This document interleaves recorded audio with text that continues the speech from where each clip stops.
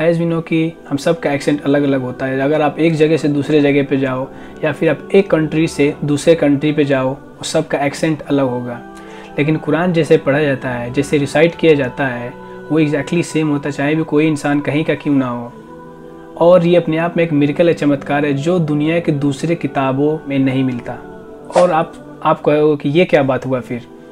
इसको हम एग्जांपल से समझते हैं। एक इंग्लिश पेज लाओ जिस पे इंग्लिश में कुछ पैराग्राफ लिखा हो, और आप इंग्लिश स्पीकर को बुलाओ जिसका मदर टंग, ध्यान में रखना ये बात, जिसका मदर टंग इंग्लिश हो।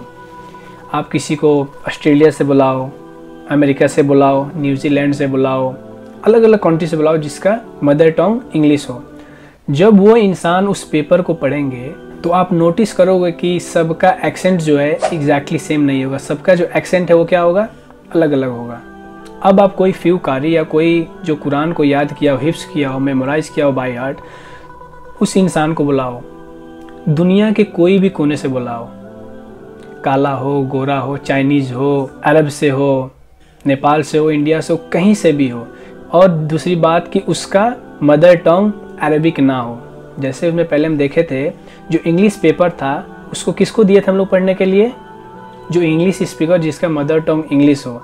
और यहाँ पे हम क्या कर रहे हैं, जो अरबिक जो एक पेपर दिए, कुछ चीज़ अरबिक पे लिखा पैराग्राफ हो, और दुनिया से आप कहीं भी इंसान किसी को बुलाओ तो क्या होगा? वो लोग जब कुरान पढ़ेंगे तो सबका एक्सेंट सेम होगा, सबका एक्सेंट एक होगा। जो इसका मदर टंग अरबिक ना भी हो उसका भी एक्सेंट सेम होगा। क्या ये अपने आप में एक मिरेकल नहीं है? क्या ये चमत्कार नहीं है? कि कैसे हो सकता है यार? यानी जो इंसान एक कहीं इंडिया में कहीं एक विलेज है, कहीं गांव में बसता हो, और कोई इंसान जो अफ्रीका से हो, कोई चाइनीज हो, और जब दोनों वही अरबिक स्क्रिप्ट को पढ़े तो दोनों का एक्सेंट सेम कैसे हो सकता है?